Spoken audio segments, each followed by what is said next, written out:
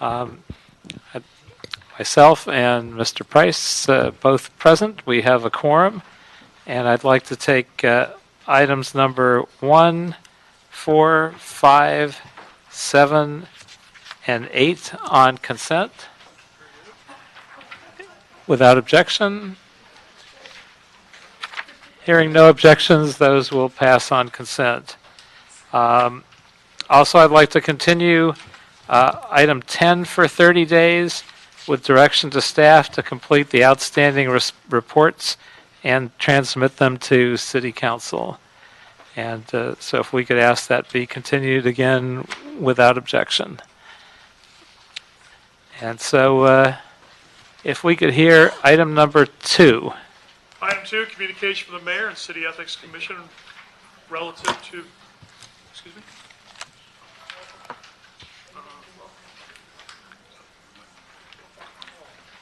Oh, yes, we'll open public comment.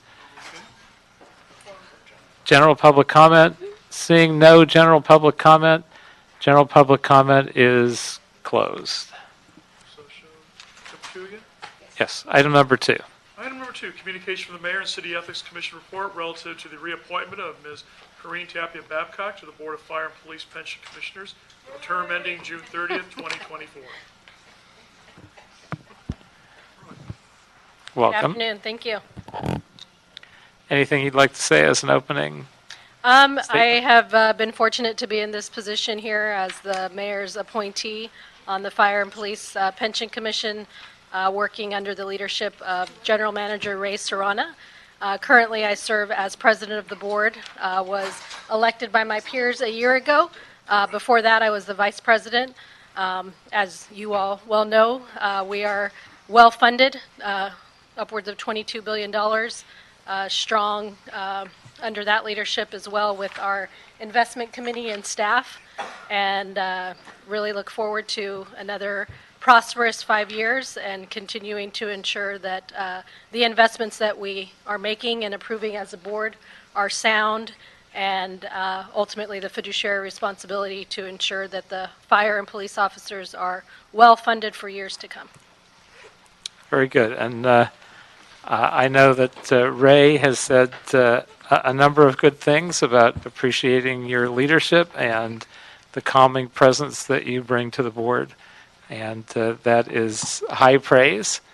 And I know he also has spoken well about your resolving issues thoughtfully and bring people together whenever possible. So all very positive comments. Anything that you hope to accomplish additionally in the coming term that you haven't already accomplished? Well, my term will be up here in July. I think we had a few contentious issues this year, including around the health care plans that we were able to get through and come to consensus with the associations. So I think that was a big accomplishment. There is money that still needs to be allocated out of the Emerging Managers Program that we've allocated to 2 of those managers that we'll see, and we'll come to close with that particular amount of money that they've received. We just allocated another $100 million to each of them, so I want to see those funds come to a close in which their allocations are going out to, and they've been coming before us very strong. So just ensuring that some of that work is done, doing some interviews as well with Ray, and bringing to closure some of those pieces that need to get done before I leave my term as president and then go back into my commission seat as well, or regular commission seat. Anything you can speak about the pension system's allocations to emerging managers in the system's private equity portfolio? Sure. So on the emerging managers piece, it's been a program that's been around for several years. In terms of that particular piece, it's a program that we allocate a certain amount of money to every 3 years. We recently had done $50 million each to 2 separate managers who are going around the country to ensure that we have diversity among the allocation in which that money is going to those could be smaller firms that their assets under management are much smaller than a general private equity allocation would go to. So in that, we've seen an expansion of new opportunity come forward and allowing them to have that public pension money that they have put to work and also have gained a return for us, which is most important. In terms of the general private equity fund, that it continues to be under the management of our consultant portfolio advisors, and they have done strong work for us and continue to do so to ensure that that money is also making the return that we need to move forward. If they do not, as a board, we've also been very adamant in ensuring that the managers or the money that's being allocated, if it's not performing, that those managers are in turn fired. Very good. Mr. Price, any additional? I too just want to thank you for your commitment and for your service. This is certainly an important area. And you mentioned something I have a real interest in, and that is the greater visibility of the diversity program. It's important, of course, that we get the rate of return. I think it's also important that we utilize a diverse cadre of professionals helping us to get that rate of return. Absolutely. And so you mentioned the emerging manager program, and you identified two. Right. That was two at $100 million each, or so we total of $100 million, or what? Yeah, so I'll be a little bit more clear about that. So we hired 3 years ago. We hired Fairview Capital to come in as well with portfolio advisors, and we split the allocation between. And where are they based? They're based in New York City. Okay. They're owned by an African-American woman. It was important for us to split the allocation. Portfolio advisors had it for a while, and we interviewed 5 strong additional managers to come in, and Fairview ended up coming up on top in terms of their performance. So between Fairview and portfolio advisors, we wanted to also prove that there's enough opportunity out there that we could have two consultants go out and find more opportunity, which has been the case. We spread those allocations anywhere between $5 and $7.5 million. Going up, we wanted to expand that to the $100 million each, so that would be another $200 million out there in the Emerging Managers Program, and to be more aggressive in terms of maybe doing higher allocations for some of these funds that are there. I made similar requests, comments during the budget proceedings, but I would like to get a list of you say there are 2 that we've identified as emerging. Well, they're the consultants that oversee, so there's multiple, and I'm sure they'd be very happy to put together potential. I'd like to look at that list and see how we can assist in even expanding it more. There's some exciting opportunities coming up, and we want to make sure that that everybody gets a piece of a bite at the apple at least. I'm right there with you, and happy to be an advocate on that piece for you. Okay, congratulations. Look forward to working with you. Thank you, sir. Appreciate it. Well, thank you for your being here. Before we vote on your approval, we have a member of the public who is put in to speak on this and other items. So, Mr. Spindler, item 1, 4, 5, 7, 8 have been placed on consent and voted on already, and item 10 is continued for 30 days. So the remaining items that you could speak on in a group for 2 minutes are item 2, 3, 6, 11, and 12. And you have 2 minutes to speak on all of those. Public comment has already been open and closed. Wow. So yes, on behalf of Mr. Herman, talking about his little dog, allowing tenants to position their pets. How far is the city going to? This is what we are going to do to the niggers who have dogs. A dirty city nigger. Send the Jews back to Israel if they do not allow you to have your tenants possess dogs. Let's give them back to the dark garden if they don't allow you to bring the rental housing and the pet back. Bury the niggers if they don't let the tenants possess pets. Give us our state rights. Give us our municipal rights. Mr. Spindler. Freedom for the whites to have their dogs in public housing. Niggers will have to fight for every inch he gets from now on unless item 12 passes. Yes, sir. And that's coming from Pepita, the dog, and the Honorable Mr. Herman. Because you know that you fucking scumbags take people who have pets and use that as an excuse to take away their Section 8 apartment. They waited 8, 9, 10 years to get that fucking voucher. And because they got a dog or they got a cat or they got a parrot or they got a bird, they're not going to let that fucking landlord let them possess finally a home. You scumbags have allowed that to go on for a decade, 15, 20 years in violation of civil rights. These pets are service animals. These pets are there to help these people recover from drug addiction, cancer, ulcers, disease. And you motherfuckers wait all this time until today in 2019?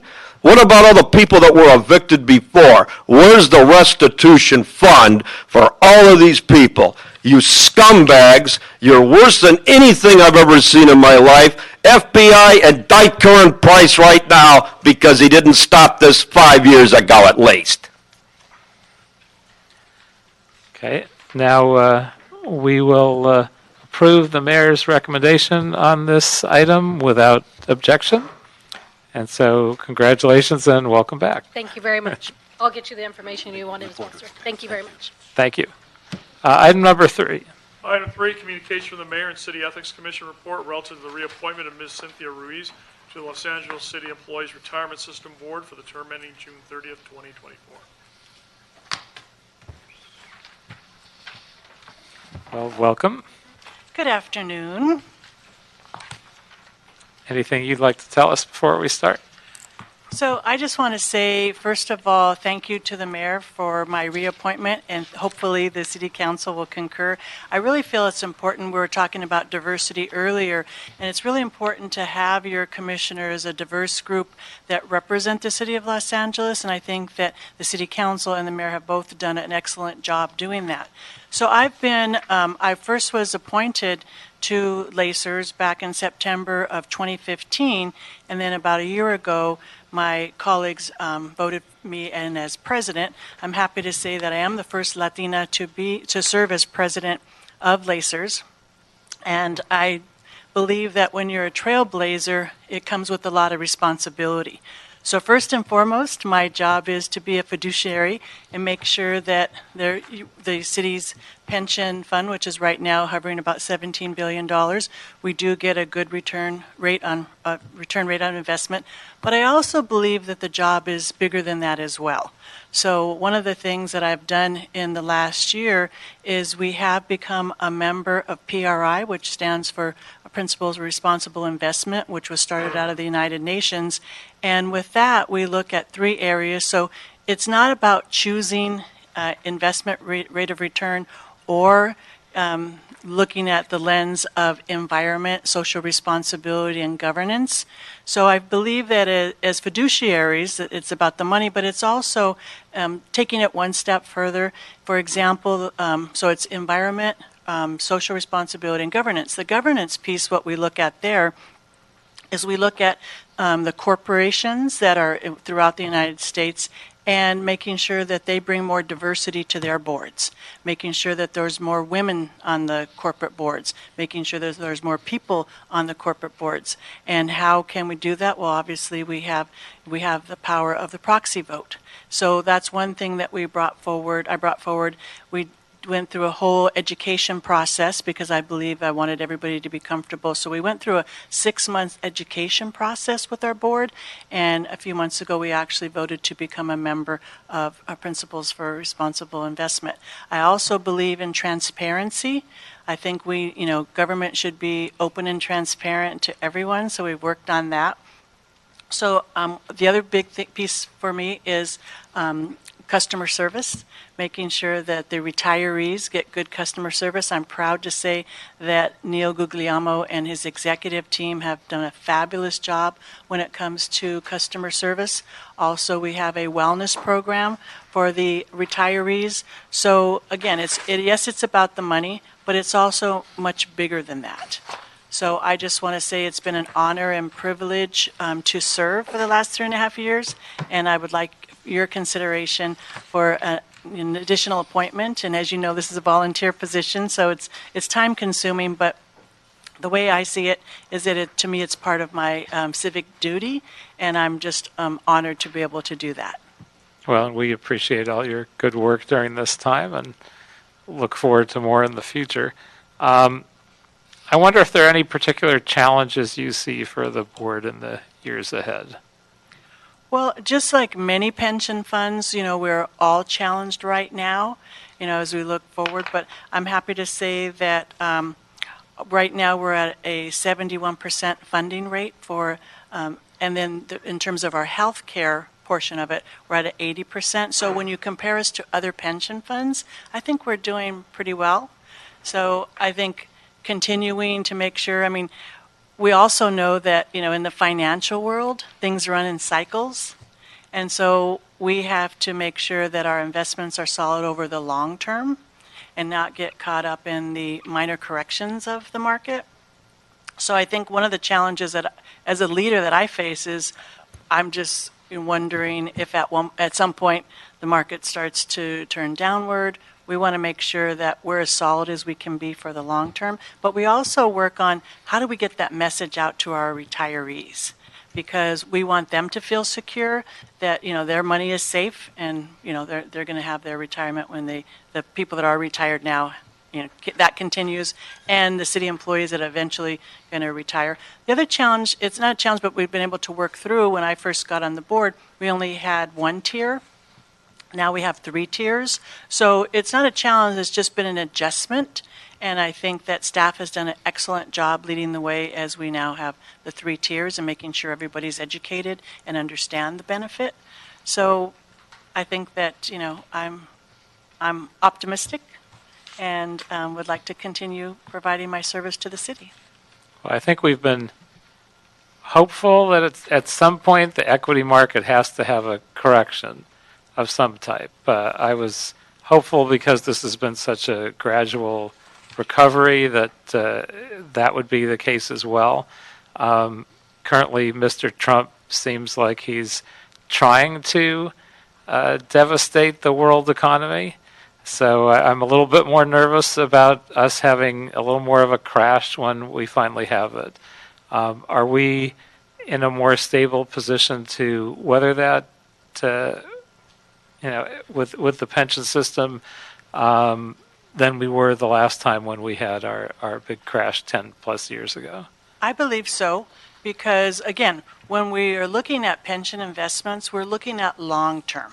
We're looking at, 20, 30-year investments. So what we've done in the last couple of years, we've really done our due diligence and set ranges for each asset class.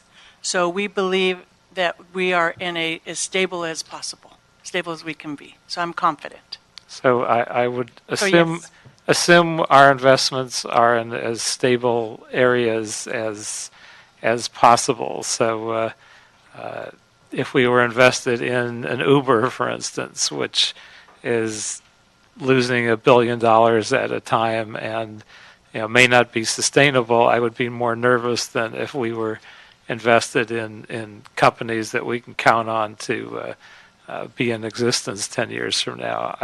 I presume we've taken a hard look at those issues and tried to make our investments as stable as possible. Oh, absolutely. And the other thing I'm proud of our investment team, there are a diverse team. There's 85% either women or people of color on our investment team, and they're high quality people. Our chief investment officer is amazing. So, we do take diversity. We take this, I was going to say I take my job, but I don't get paid. I take the job very seriously, and we are always, how can we improve? How can we be as stable as possible? And again, these are investments for long term in the future. Very good. Mr. Price?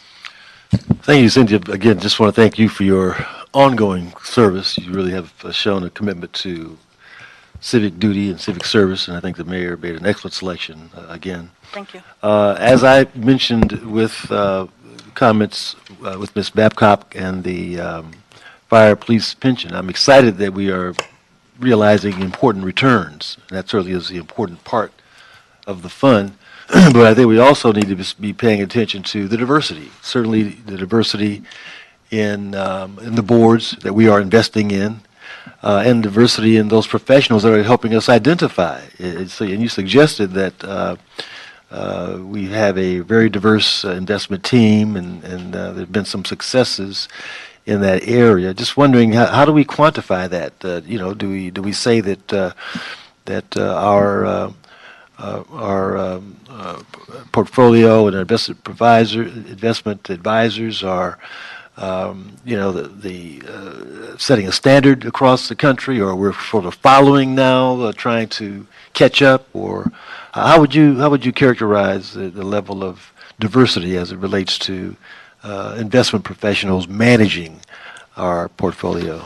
So one of the things that I'm very proud of, and I'm not going to take credit because it was there before I was, so the last 10 years, LACER has had an emerging manager program.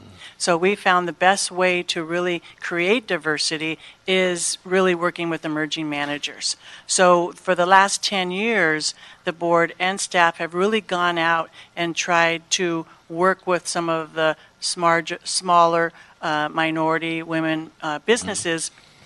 And so right now, we're probably about a dozen or so in the different asset classes. So, change doesn't happen quickly in especially in the financial world. Yeah. So we believe that investing in these emerging managers, working with them is important. So again, it's been going on for 10 years, and it's a priority to the current commission. So that's going to continue and expand. We're also talking about why aren't we, working with the other two city pension funds and leveraging our resources and making sure that we're going out there and diversifying just like everybody else. So it's already in what we do, and we want to continue that. Well, it's exciting to know that it's a value in the commission and the department, and we know it is. But it also helps just to verify, And so again, as I requested of the police, fire, and pension, I'd like to get a kind of a breakdown of what that looks like 10 years later, what the portfolio is of managers and the kinds of allocations that we are entrusting them with to invest on behalf of our employees. So we know you'll be a strong advocate and a sharp eye on that issue. And so we just look forward to working with you as we move Councilmember, forward. we're happy to get you those numbers Excellent. over the 10-year period. Okay, good. Thank you. And I'm glad to hear that we're actually trying to coordinate with our three pension systems and make use of efficiencies, because I know I had that conversation a number of years ago, and I was told it couldn't be done. So it sounds like that is now being done, and that's an exciting step. And so, again, I appreciate your friendship and your great work on this body, and I would ask that we approve the mayor's recommendation without objection. Hearing none, we approve the mayor's recommendation, and thank you for your continuing service. Thank you for your time. Item number 6. Item 6, communication from the mayor relative to the exemption of one project coordinator, class code 1537, position for the Los Angeles Housing Community Investment Department for the Civil Service pursuant to Charter Section 1001B. Good afternoon. Welcome. Alma Guerrero, Mayor's Office. We're here presenting an exemption request for the Housing Department for the project coordinator. It is a re-exemption, and this position was included in the budget and continued as well in the budget. Now, I have to admit, it doesn't seem self-evident to me why we couldn't hire this position from civil service lists. So I wonder if you could explain why that would be the case. Sure. Alfonso Perez, Personnel Director, representing the Housing Department. Yeah, we'd had this discussion with the managers, and it's if you look at this, these are highly specialized programs and that are being developed, and we're looking for a specific skill set, or people have a knowledge of understanding, and we feel by targeting our recruiting, we could identify people in the community that would lend themselves really well to this position. So what are the particular skill sets you're looking for that couldn't be found in civil service? Olivia? Okay, they'll throw it to me. This position will be principally assigned to our Commission on the Status of Women. What we need at this point in time, because where we are in this point in time, is someone who has a reputation and a skill set in dealing with the issue of gender equity. We lost to a better position a young woman who took us to another level, that has us intimately involved at the higher levels in dealing with the department's gender equity program. We sponsored a national conference last year that she coordinated. The state commission wants us to plan something for them this year. We've worked with our EWDD office to put into their annual plan 7 points around the whole issues of gender, and she moved that. And we need someone who has enough experience to keep us there and move us forward. And we don't have anyone of that caliber and that background in our civil service grouping. I would not know, and I would not want to assume that that's not possible, but we would like to have someone now that has that skill set, as opposed to going through the system, and hopeful that we can find someone, or more than that. I just must say, frankly, that we don't have the staff capacity to train someone fast enough. So you would look for someone with more experience than Yes. we think we have in the pool. That experience right now, that has a reputation right now, that has the kind of policy experience that we need to.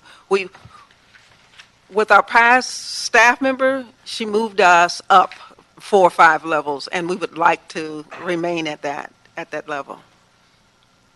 Okay. Mr. Price, anything further? No questions. Well, I think that sounds fairly convincing. And coming from Olivia Mitchell, who I know from the time when I was on the Mayor's Youth Advisory Council and she staffed that. I hate to say how long ago, so I won't. But I've not been a youth for a while. I will suggest that we approve the Mayor's recommendation without objection. Thank you. Thank you, Councilman. Thank you. Item number 11. Item 11, Personnel Department reports relative to implementation benchmarks and hiring goals for the targeted local hiring and strategic workforce development I'll task come force. back to that. I just noticed. Good afternoon, council members. It's good to be back. My name is Vince Cordero with the Personnel Department. As instructed by council during the fiscal year 17-18 budget hearings and deliberations, the Personnel Department was instructed to report back on the number of hires through the TLH program compared to the hires through the traditional civil service process. During the current reporting period from January 1st, 2019 through March 31st, 2019, a total of 48 hires were made from the 7 TLH classifications through the TLH program, compared to 68 hires through the traditional civil service process, so that accounted for 41% of the hires through TLH. It should be noted, though, that during this period, there was, of the 7 classifications, there was 3 eligible lists that were active. We had the admin clerk list, maintenance laborer list, and tree surgeon assistant list. And although the percentage of TLH hires decreased during this reporting period, there are currently 26 active referral requests, with approximately 40 vacancies that the departments intend to fill through the TLH program. Therefore, we expect the percentage of TLH hires to increase compared to the civil service hires in the next reporting period. With that, I'll take any questions. Thank you very much. So it wasn't entirely clear, and I wonder if you could give us more detail. It looks like the proportion of TLH hires from the first quarter of fiscal year 18-19 is down from 84% to 41%. That's a pretty significant decrease. I don't know how much of that might be lower priority on the TLH program than was providing earlier, or if there are other reasons. So at the beginning of this fiscal year, we are reporting by quarter. So that first initial report was from July through September, and it was 84%. And at that period, there was no admin clerk list available. So departments didn't have another option to hire from. Once the list was established during the next quarter, we actually did see a drop down to 63%. And then this third report, we're now down to 41%. And that's primarily due to the existence of the admin clerk eligible list, which departments are taking advantage of to hire their part-time as needed and other staff through the civil service process. So why are they not making use of TLH? It sounds like they'll only participate when they have no other choice, based on what you just told me. Yeah, basically what we're hearing from the departments is that they want a mixture of individuals who are coming in with experience and who have been assessed, as well as the trainees. So we're kind of seeing that right now, a kind of a correction, as you may, with the process. But we do have currently a lot of requests in, so I imagine in our next report we'll actually see an increase. So they are definitely taking advantage of it in this current quarter that we're in right now. Okay. And why does it continue to be difficult to hire garage attendants from the TLH program? We haven't had too many garage attendants hired through the program, but in general, the feedback we receive from departments, and we're continuing to work with them, is that they would like some of the garage attendants to come in with specific skills day one. So it's an adjustment period with the departments, as opposed to TLH, where there's no expectation for experience or training day one. So we're continuing to work with departments to boost up those numbers, but we primarily think that's the reason. Well, if the departments aren't going to hire from TLH on garage attendants, I wonder if we should look at swapping another classification where they might be more accepting. Yeah, we've seen some increase from last year to this year in garage attendant. It's just the numbers and that are pretty low in general. But in this particular quarter, it was relatively bad. But past quarters have been a little bit better. So there have been some that have been hired through this process. Yes, definitely. Okay. When does Department of Animal Services plan on starting to hire animal care technicians? In this quarter, they didn't hire, but in the prior quarter, they actually did hire 8 animal care techs, and those individuals should be transitioning, if not already, to animal care assistant. So we don't have eight from TLH? Or TLH, correct. Very good. Yeah. And are there departments that have specified a commitment to hire TLH applicants during the fiscal year 1920 budget process? We did hear from a number of departments that said that they were going to fill their new positions with TLH.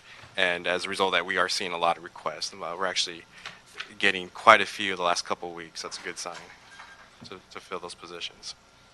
Very good. And libraries and airports were some of the initial adopters and most enthusiastic adopters of TLH, but we had 0 hires in the third quarter of fiscal year 18-19. Any reason why that was the case? Not directly, but I imagine it's due to the eligible list being available to those departments.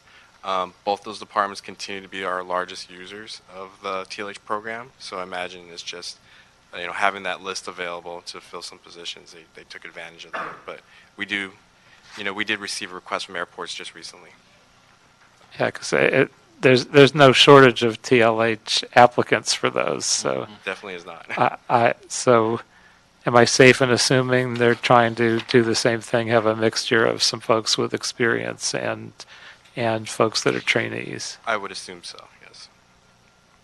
Mr. Price, questions? Yeah, just again, thanks for your efforts for the report back. This is something that we all are just sort of, keep pulling, trying to see, how we can get greater buy-in, greater support from departments.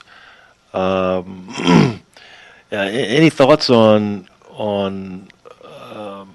steps we can take to create a more of an incentive or more of a ease with which departments can identify and then bring on these targeted local hires? So departments are definitely being creative.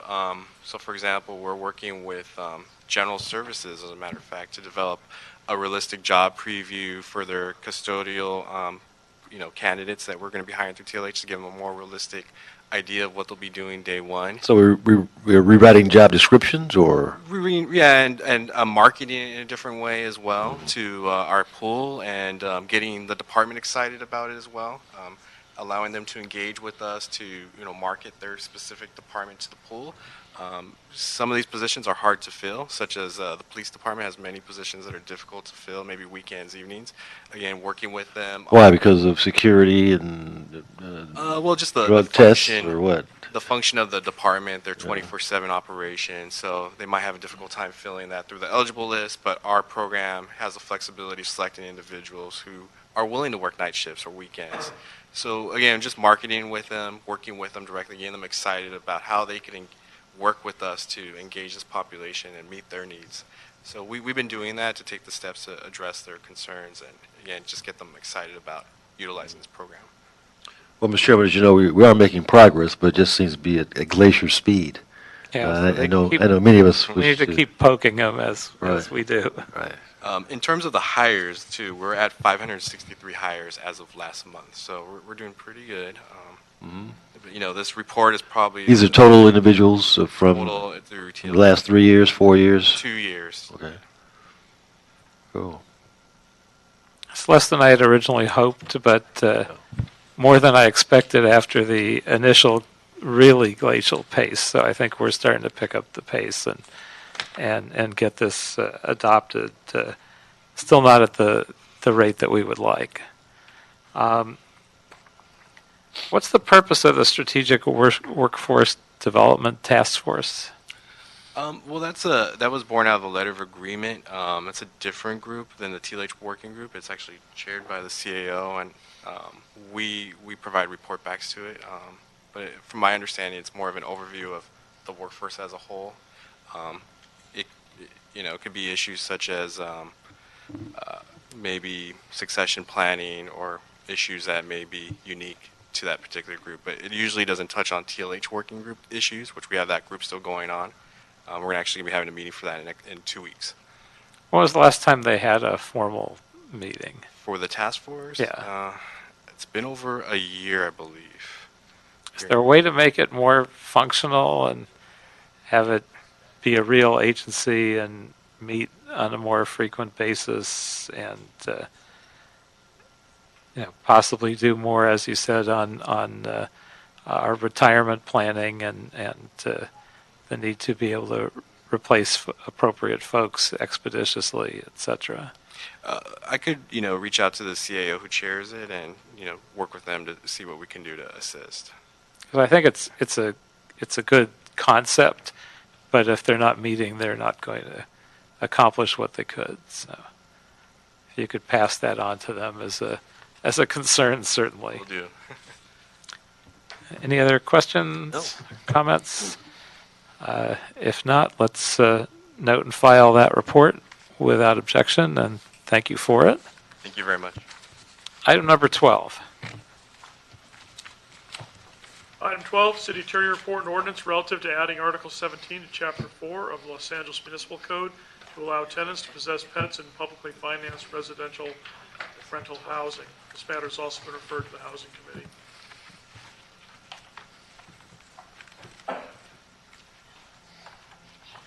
Good Welcome. afternoon. Elaine Zong from the City Attorney's Office. And I'm Tim Elliott with the Housing Department. So before you was a draft ordinance that was originated out of recommendation from this committee to have the department adopt rules to prohibit landlords from prohibiting tenants from renting if they had a pet, and this is this is the outcome of that work that we've been doing over the last year. The state housing department, there was legislation, AB 1137, which instructed the state housing department to do something similar, and with the new funding programs that were approved, Propositions 1 and 2, which were approved on the ballot in November, the county and the city and the state are all going to be renewing their regulations, and we will include language in compliance with this ordinance in those regulations. The County Board of Supervisors and the County Council is working on the same thing, and we want to make sure that since we all fund the same projects, we want to make sure that that we're in alignment. So has HSID started working on the guidelines? Well, we haven't hadn't had a new set of regulations since last year. We won't have another solicitation until 2020, and at that point, we will have a new set of regulations which will incorporate this concept. So can the ordinance be passed without that, or should we wait until that point? No, the ordinance is it's an enabling ordinance which instructs us to do that. And the next time that we'll have to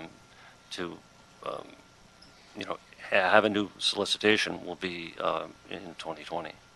Because we do this biannually, and we have a full slate of projects that are working their way through the system. So this will be effective for the next round of funding. So we could pass this now before, Correct. without having to wait for that to occur. Correct. Okay. Is there enough lead time for education and outreach before the ordinance passes?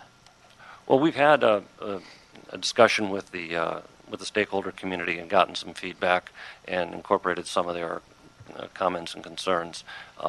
And with every funding round, we have an outreach in the stakeholder process and get feedback from stakeholders. And we've talked to the umbrella group that is the Southern California Association of Nonprofit Housing, and they submitted a letter. And we are getting some help from the ASPCA on that as far as best practices nationally and so forth. And we might be able to get a grant from them for implementation.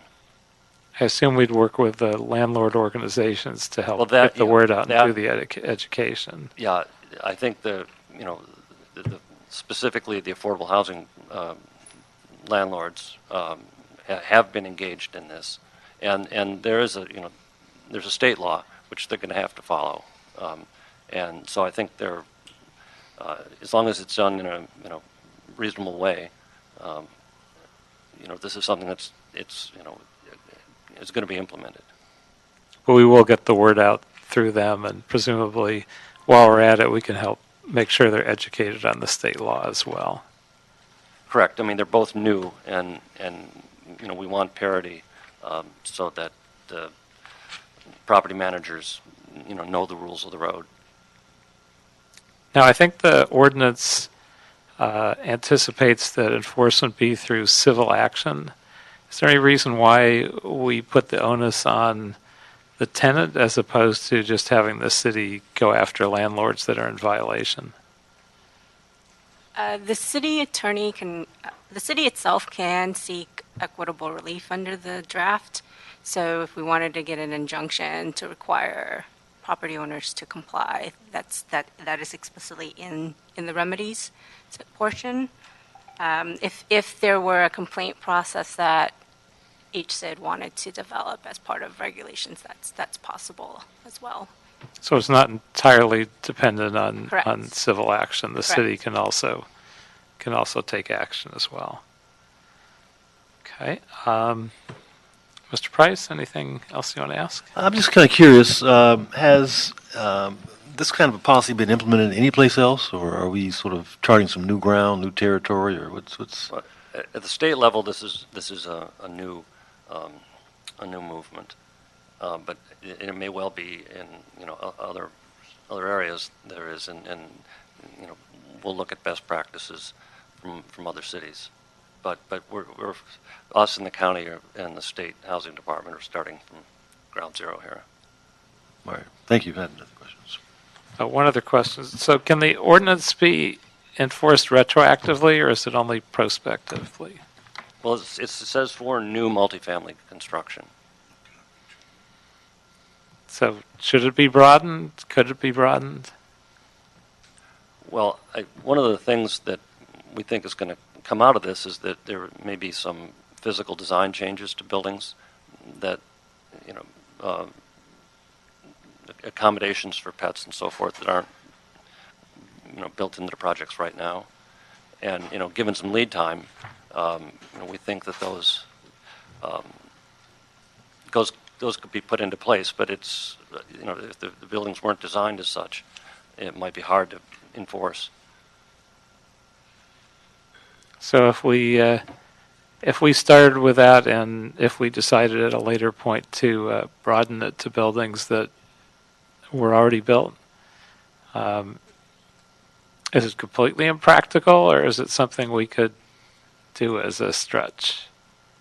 Well, there was a certain class of projects was approved under a given set of regulations, and we would, and there's loan documents that are in place and so forth, and it's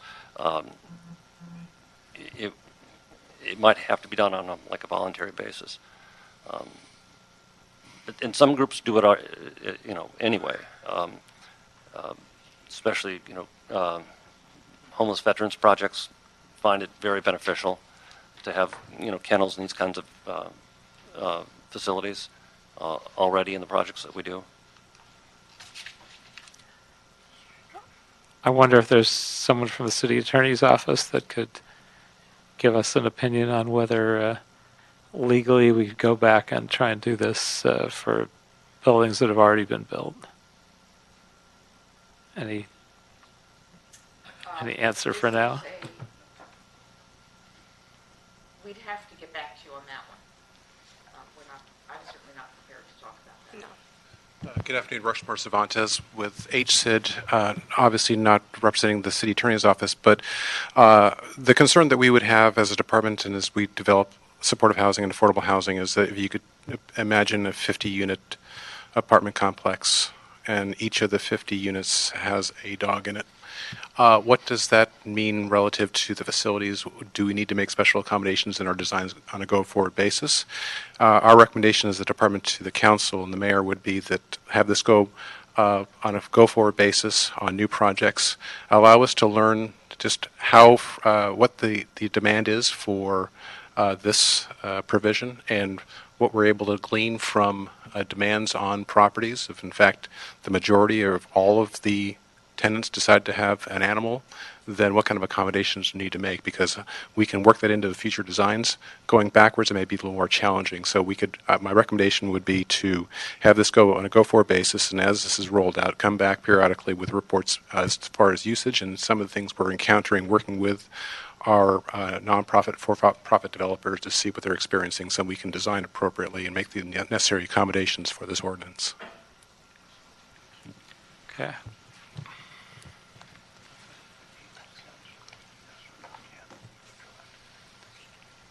So one more question.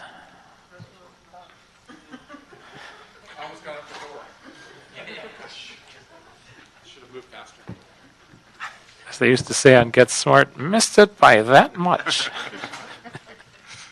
So are you saying that it couldn't be done? And I did say it could not be done. That's our recommendation because if you're going to impose this on all of the existing portfolio, we just don't know the extent of what kind of impact this may have on the current designs of those buildings. And as we go forward, we find out what the utilization is. Certainly the newer designs, as they're rolling out, we can make the necessary accommodations on a go-forward basis with our future calls. So, again, we're looking at the worst case scenario if every single one of the tenants decides to utilize this provision, has a service animal or a dog or whatever animal that may be. What does that do to the actual property itself? What kind of accommodations do we need to make in that property? So that's some things we need to learn, and also from a management perspective, how the property managers have to accommodate that, how they need to enforce the guidelines as it relates to usage and behavior of the animal in the unit. So this is for us as a city to be able to learn how to work within this new provision, and then based on that, we could actually potentially roll it out to pre-existing properties as well.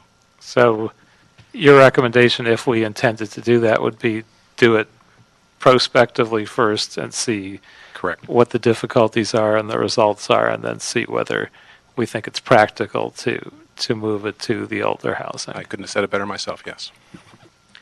Okay, well, if there's no objection, we will do just that. And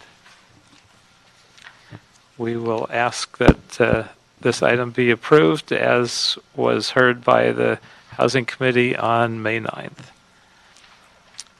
Without objection. No objection. Thank you very much. And I believe there's one more item, item 9. Item number 9, Economic and Workforce Development Department report relative to request for the exemption of 13 grant-funded positions pursuant to Charter Section 1001D4. Oh, wait, I think I am actually going to have to go backwards one, and I think we missed public comment on that last item. So don't leave if you would like to make public comment on that last item.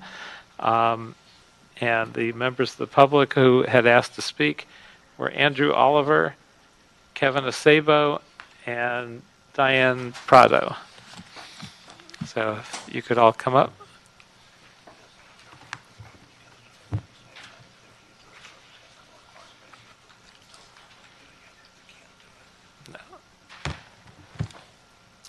So whoever would like to start. Again. Hello, my name is Andrew Oliver. I represent the Southern California Association of Nonprofit Housing, otherwise known as SCAMP. We submitted a comment letter to the Housing Committee expressing concerns our members have about the proposed ordinance. We recognize and appreciate the city incorporating many of our members' concerns in the current ordinance. However, we acknowledge the city did not follow through with its commitment to work with stakeholders as instructed in the motion. For this reason, SCAMP opposes the current ordinance as is. Before there is a vote to approve the ordinance, we encourage the city to consider two things. One, amend the ordinance to clarify an effective date, and to specifically mention the ordinance is to be applied on a going forward basis and not retroactively. Secondly, convene a public stakeholder working group that includes SCAMP members and consider incorporating our concerns not already included in the ordinance as listed in the provided comment letter. Thank you. Mr. Chairman, Mr. President, good afternoon. My name is Kevin Acebo, and I represent the American Society for the Prevention of Cruelty to Animals, ASPCA, and I thank you for the opportunity to testify today. ASP has provided the committee with detailed sort of testimony, which the committee has. I do want to thank you for the leadership in this area.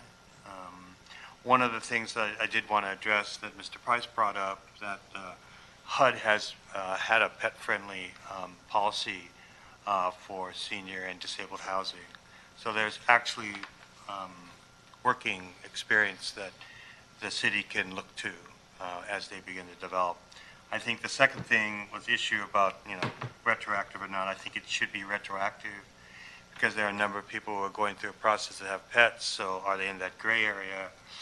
I assume that for many years you've built housing and people have had pets. So, and there have been a number of studies saying that there's really no sort of issues between those with pets and those without pets, which we provided to the committee in our testimony. I think one of the striking things that I think that should be noted that, when ASPC did a national study, it revealed that a primary housing issue cited by families relinquishing is financial eviction from their current housing and a lack of suitable pet-friendly alternatives in the rental market. And in Los Angeles, the housing, for housing, the reason was given for roughly 23% was because of dog surrenders and 19% of cat surrenders between 2011 and 2015. And we surmise that it equates to approximately 30,000 dogs and cats being surrendered each year in Los Angeles. Historically, 50% of these pets will be ultimately euthanized, but also it sort of shifts another cost burden on the city to your Department of Animal Services.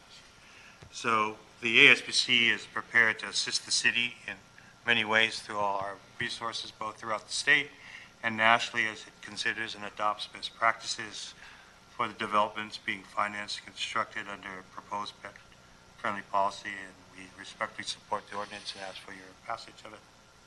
Thank you. Thank you. Thank you. Good afternoon. My name is Diana Prado. I'm the Executive Director of Heart LA, a legal service provider that provides free legal services to individuals and families that have pets that are facing housing issues. So we are at the forefront of seeing families with pets being displaced every day due to a housing-related issue.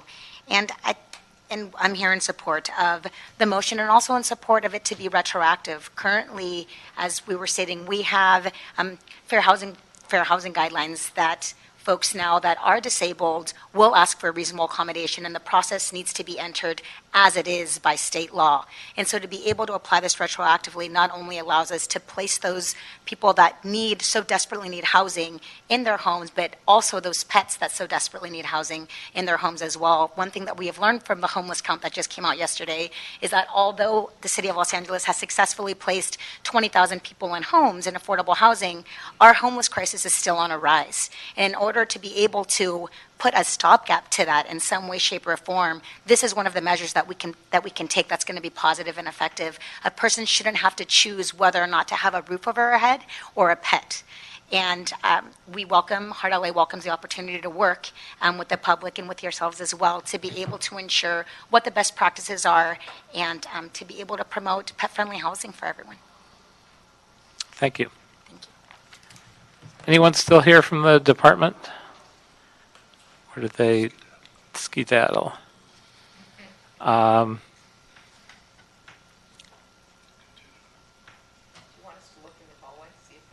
Yeah, why don't you do that? Otherwise, I think I'll continue this item and we will finalize it at our next meeting.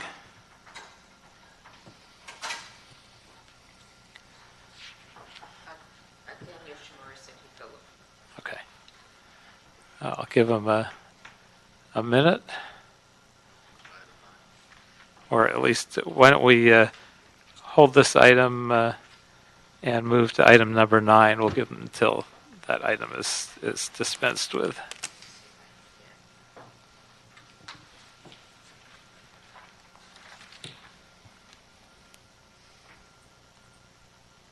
Welcome. Hi, how are you?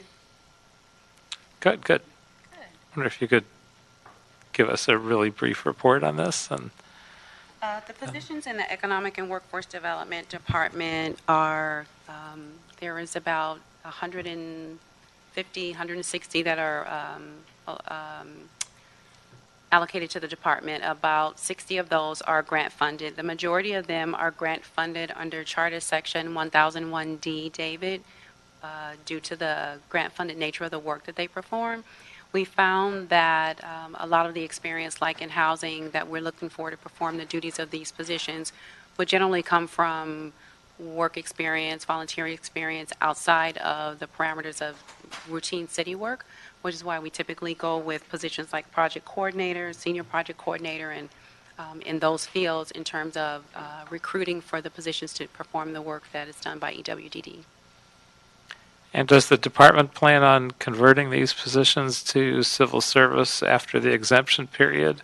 And if not, what happens to the employees? So typically, these positions have continued with the 2-year exemption and then the 1-year extension for quite a long time. And the reason for that is because the specific work that's being done out in the community isn't traditional civil service type of work. The new general manager, interim general manager, John Reamer, is looking at the work that's being done in the department and trying to see if there are ways to fill positions using civil service classifications going forward. I would say since I've been there in 2012, he is the 3rd general manager there and is the only one that's actually taken an active look at trying to align the work in the department more along the lines of civil service wherever possible. Any idea, timeline-wise, how long it'll take for him to determine whether there's a path to do that? Well, he's been there since January, and he's straddling between interim still or managing contract administration in the Bureau of Public Works, Department of Public Works.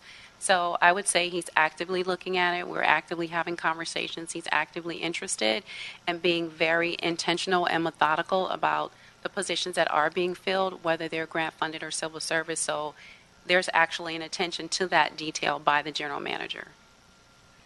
Okay. Any other questions, Mr. Price? No, not this time. If not, we will approve that department report without objection. Thank you. Thank you very much. And unfortunately, my fault letting the department escape on item number 12, so we will continue that item until the next Personnel and Animal Welfare Committee meeting. And I don't believe we have any other business before us, Clears the desk. so we are adjourned.